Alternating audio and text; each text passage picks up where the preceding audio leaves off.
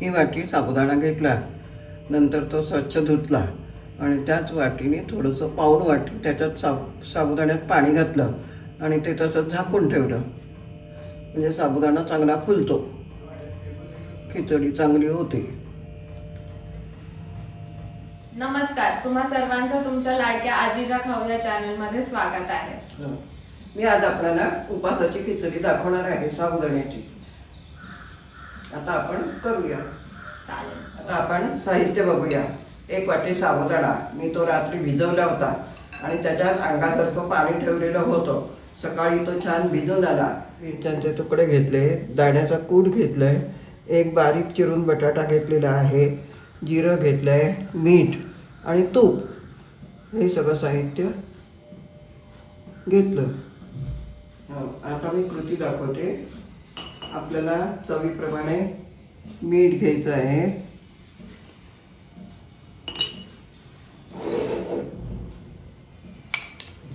दाण्याचं कूट 2-3 चमचे,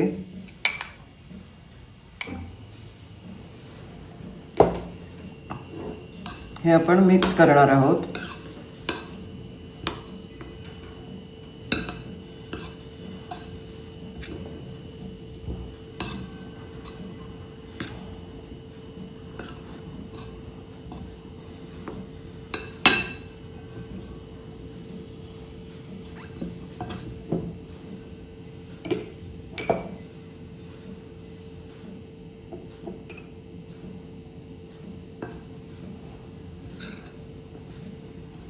आता हे छानपैकी मिक्स झालं आहे. साहित्य घेऊन खिचडी करायला जाऊया. मी गॅस पेटवते.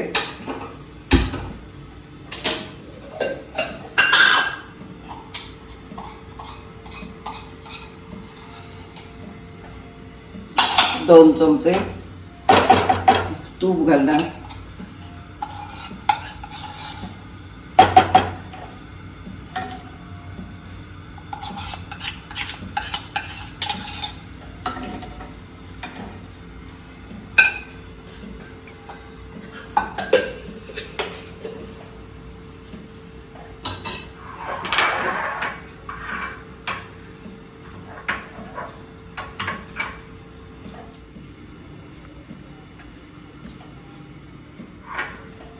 एक चमचा जिरं घातलं, मिरच्यांचे तुकडे घातले,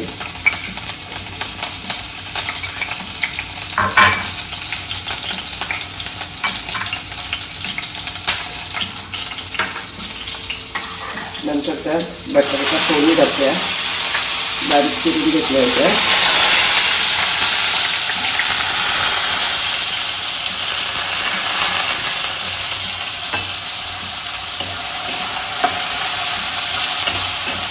आता त्याला थोडी वाफ आणायची, कारण काय मी कच्चा बटाटा घेतलेला आहे, त्यामुळे त्याला वाफ आली पाहिजे.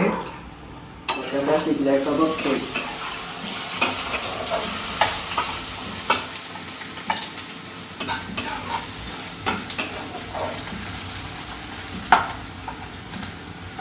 थोडं वाफ यायला पाहिजे.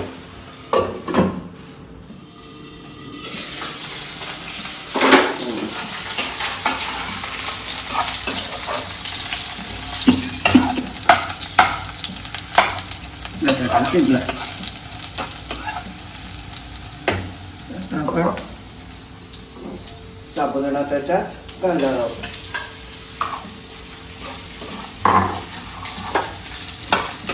चांगली ढवळून घ्यायचंय.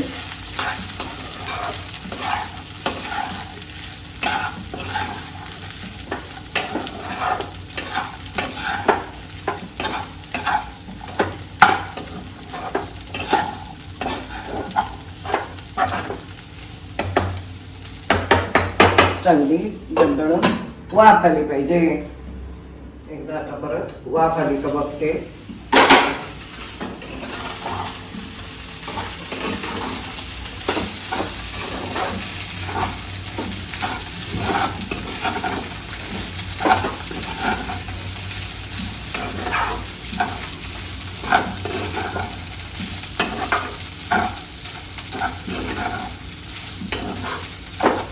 परत वाफ येऊ दे.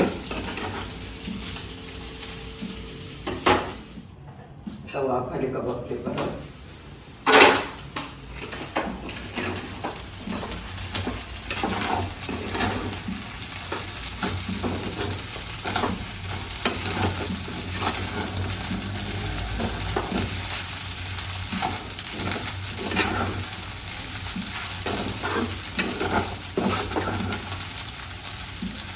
वाफ येऊ दे आणि मग बंद करू. झाकण काढते. वाफ आलेली आहे. चांगली खिचडी झालेली आहे. पांढरी शुभ्र. आता आपण गॅस बंद करायचा. काढून घेते.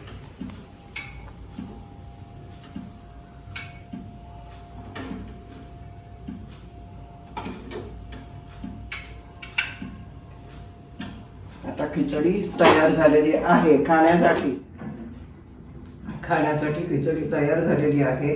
मी खोबरं घालते, पण खोबरं आज घातलं नाही आहे. पण आपण कालवताना सुद्धा खोबरं घातलं तरी चालतं. आणि नंतर वरून कोथिंबीर आणि खोबरं घालायचं असतं. कोणा लोकांना कोथिंबीर आवडत नाही, उपास असतो म्हणून, पण आम्ही घालतो. आजीचे असेच नवनवीन रेसिपीज बघण्यासाठी लाईक करा, शेअर करा आणि चव सांगा कशी केली ती. सबस्क्राईब करायला विसरू नका. विसरू नका. Bye bye. Bye bye.